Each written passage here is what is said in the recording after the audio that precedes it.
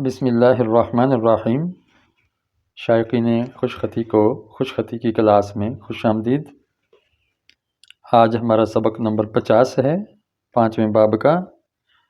اس کے اندر ہم 3 حرفوں کو لیتے ہیں اور اس سے لفظ بناتے ہیں، اور لفظ مختلف فارموں اور شکلوں اور صیغوں میں بنتا ہے، اور ہر نئی شکل میں معنی تبدیل ہوتا ہے، اور اسی طرح جو لفظ کی شکل ہے اپنی وہ بھی تبدیل ہوتی ہے۔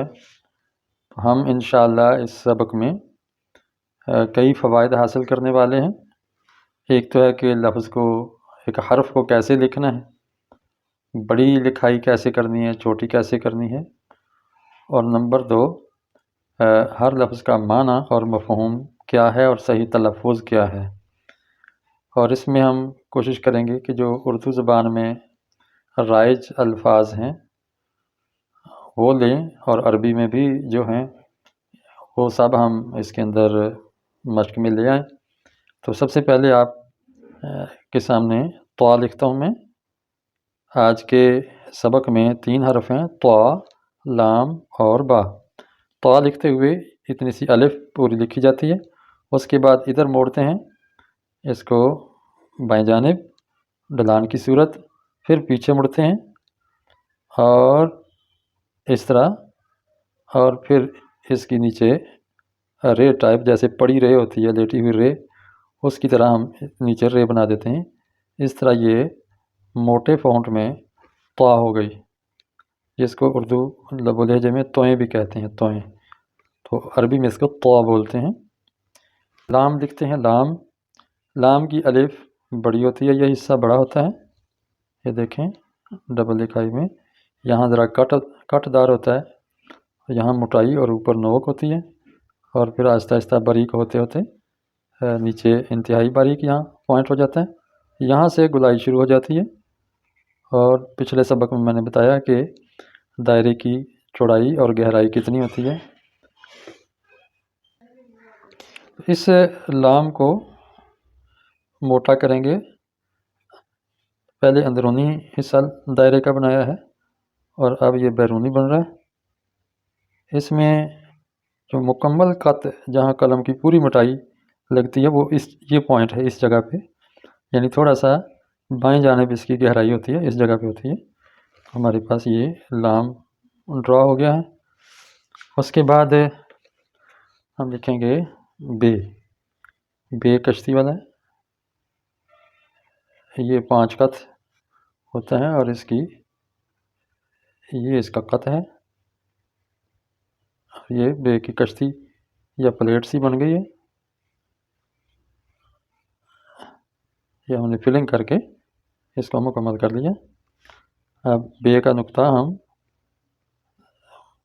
تھوڑا سا بینڈ کر کے لکھیں گے، موڑ کے، بالکل چکور مربع شکل میں یا اسکوائر میں نہیں ہوتا، بلکہ تھوڑا سا مڑا ہوا ہوتا ہے، یوں کر کے جھکا ہوا۔ یہ دیکھیں بے بن گئی ہمارے پاس۔ آپ دیکھیں گے یہاں سے کھڑے ہو گئے تو یہ اندر سے گلائی سی ہے، ہلکی سی، بالکل سیدھا سپاٹ نہیں ہے بے۔ تو اب ہم ان کو جوڑ کے آگے لفظ بناتے ہیں۔ طا، لام، چونکہ لام سے نیچے بے جڑے گی اس لیے لام کو لکیر کے ساتھ ہم نہیں جوڑیں گے، اور ایسے جیسے توئیں الف تا لکھا گیا ہے اور لام کے نیچے ہم یہ بے جوڑتے ہیں۔ بے کا اصل مقام لکیر کے ساتھ ہے، تو اس طرح صرف بے لکیر سے جڑے گی، باقی حروف لکیر سے اوپر رہیں گے۔ طلب، طلب کا معنی ہوتا ہے چاہت، تلاش، طلب، اسی سے طالب بنا ہے، جیسے طا، الف طا، لام زیر بے، لب، طالب، طلب کرنے والا۔ تو دیکھیں توئیں کے ساتھ الف یوں جب جوڑا ہے تو نیچے گلائی آ گئی ہے، یہاں تو نوک تھی نا، لیکن جب ہم اس کے ساتھ حرف جوڑ رہے ہیں تو یہ گلائی سی آ گئی ہے جب الف کو جوڑا ہے۔ تو طالب کا معنی طلب کرنے والا، تلاش کرنے والا، متلاشی، چاہت رکھنے والا۔ توئیں سے پہلے اگر اور حرف جڑیں تو یہ واحد حرف ہے جو اپنی شکل نہیں بدلتا، صرف یہ نیچے والی شکل تھوڑی سی چینج ہوتی ہے، گلائی میں آ گئی ہے، वगरना बाकी सारे हरूफ अपनी बहुत सी मुख्तलिफ शक्लों में आते हैं। अब यारा मतलूब, चूँकि वाव को हम लकीर के साथ जोड़ना चाहते हैं इसलिए हम ऊपर से स्टार्ट लेंगे, आगाज़ करेंगे। और मैंने कई दफ़ा बताया कि जब हम पीछे हरूफ जोड़ेंगे तो ऊंचाई से शुरू करते हैं, जितने हरफ ज़्यादा होंगे उतनी ही ऊंचाई से लफ्ज़ का आगाज़ होगा। ये बन गया मतलूब, मीम ज़बर तो मत, लाम पेश लूब, मतलूब। मतलूब जिसे चाहा जाए, जिसे तलाश किया जाए, इसी से लफ्ज़ बनता है मतलूबा। मतलूब देखें, और बेहिबा, मतलूबा। देखें तो ये अपनी असल शक्ल में लाम देखें आधा रह गया है, ये लाम यहाँ पूरा है और लाम के बाद जब भी कोई हरफ जोड़ेंगे तो लाम अधूरा आएगा, पूरा नहीं आएगा, सिर्फ लाम का ये अलिफ सही आएगा और यहाँ से थोड़ा सा बेंड होगा। ज़्यादा बाज़ लोग मोड़ देते हैं, वो ठीक नहीं है। और बे का ये इतना हिस्सा आया है, सिर्फ इतना ही हिस्सा आगे है हमने जोड़ दिया। मतलूबा, ये मतलूब की मुअन्नस है, मतलूबा यानी जिसकी तलब हो। और तालिब की भी मुअन्नस है, तालिबा। देखें तो अलिफ ता लाम बे बा, तालिबा। तालिबा तलब करने वाली, तलाश करने वाली। इसकी जमा आती है तालिबात, तालिबात। अब देखें इसके अंदर लाम को हमने लकीर के साथ नहीं जोड़ा, इसका ख़ास ख्याल रखना है। अरबी में तो सारे रूफ साथ साथ जुड़ जाएंगे, मैं इंशाल्लाह आगे मशक करवाऊँगा, बता दूँगा। यहाँ भी देखें कि बे लकीर से जुड़ा है और इससे पिछले से कोई भी हरफ लकीर से नहीं जुड़ा। इस तरह तालिब की जमा अगर फ़ारसी तरकीब में की जाए तो तालिबान, जैसे अफ़गानिस्तान के तालिबान, वो असल में तालिब इल्म की जमा है तालिबान, यानी बहुत से तलबा, तालिब की जमा। और अगर अरबी में लें तो तालिबान का माना दो तालिब इल्म, उसमें अलिफ नून जो तस्निया के लिए यानी दो और डुअल के लिए आता है। इस तरह तालिबून,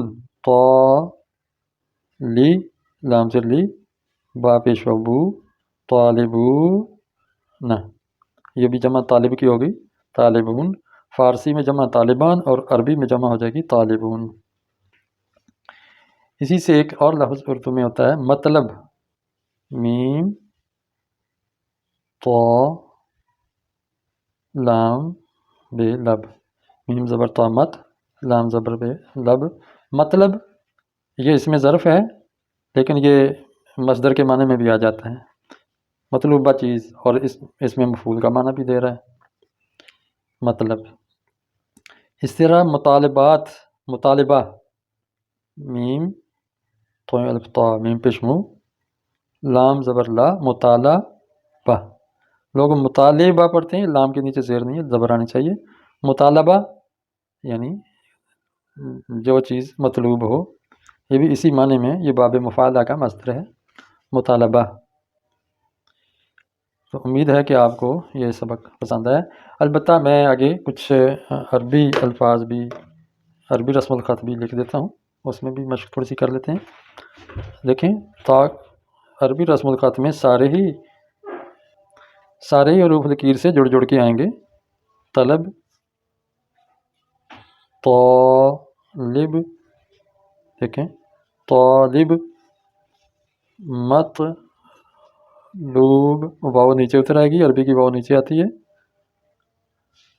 मतलूब, मतलूबा, मत, मीम ज़बर ता मत, लाम पेश वाव, मतलूब बे है बा, मतलूबा।